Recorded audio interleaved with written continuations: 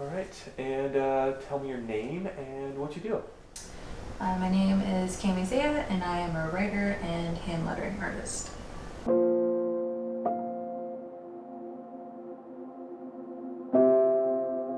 Writing has been like a very consistent part of my life for the past decade. It's just been an outlet for me to process a lot that was going on inside that I just didn't have language for yet.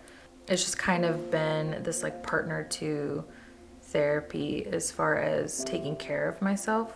And then as I started gaining language for like my anxiety and my depression, finding out what PTSD meant and how that was affecting my life, it really led me to wanting to put my own words out there, because there were so many people who were reaching out who were understanding about anxiety and depression and trauma, and who really needed more people to speak to that directly. And I felt really lucky that I had a space to do so. And that's kind of when I went more digital, because not only was there like a bit of a sustainability factor in it of like, you know, not constantly using ink and paper, but there was also this internal like kind of urgency for myself to want to quickly get things out there in a way that still felt true to like the artistic expression of it. I started my ink page, is what I call it, whenever I was just kind of learning the art of modern calligraphy and didn't want to like bombard people who didn't care about it on my like, you know, normal everyday life page. And slowly over the last like 5 years, it's grown and like is kind of on this fast track to building this like really involved, like supportive community. And it's pretty incredible to watch, and even if they're just strangers on the internet, but to like really feel part of people's stories and have a space where like you can be vulnerable with someone and you can get really connected to them, even, you know, through a screen, is pretty magical, honestly.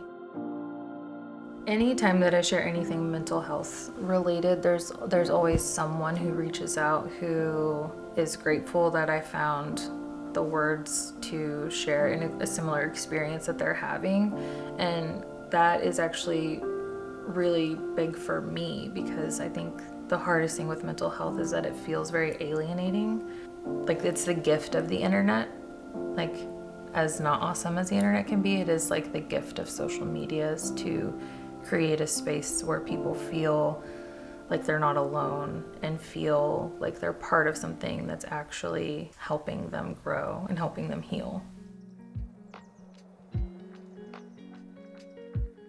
My first few years in Reading were pretty heavily involved in Bethel Church. I did a little bit of interning with Bethel Music, and then I just kind of started shifting some beliefs inside of myself and paying attention to things that were happening politically, and I just fell out of line with what they were wanting to build, and then what I was wanting to build was different, but the city was still inviting enough to stay and build alongside that on its own.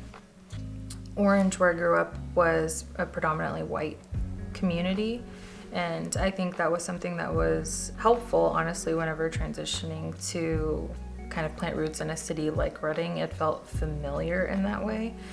But as I've gotten older and I've really wanted to embrace my Native American and Mexican heritage, it's kind of opened my eyes a bit to how these voices are lacking in communities like ours. I think that's something that just feels kind of like in my blood. Like, I want to fight for justice and I want to fight for growth and equality. And I think Reading is actually a good place to do that, because it's just small enough that you can create change, but on the track to growth where it can really be like a pivotal moment for the city and for the not only the history but the future of it. I think whenever you feel connected to something, you're just a better creator. And so with the city, the scenery is something that initially drew me in, and like still is something that really moves me today. So going and sitting out in the nature of Reading is a really inspiring environment. And two, I think there's something just really comforting in a small town, like sitting inside a coffee shop and knowing you're going to see someone that you want to have a quick conversation with, and just sitting in an environment that feels very comfortable and like, you know, like home to you. That's the special thing about a smaller town. Can you stop following me? I was hanging out with Elizabeth at the Makery one day, and she started talking about this idea that she had for a mural on the side of the Makery. And she was just asking if I knew of any local artists or anyone that, you know, I thought would maybe be a good fit for this.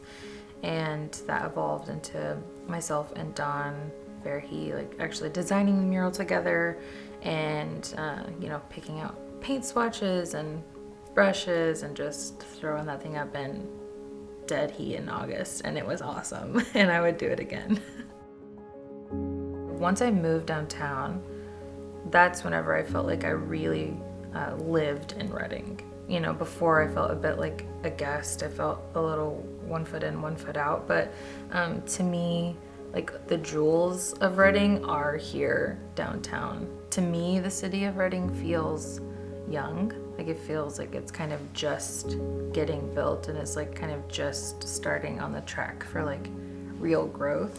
And as long as I'm here, this is where I want to live, because this is where I feel like, oh, I get it. Like I feel part of it and I want to stay a part of it.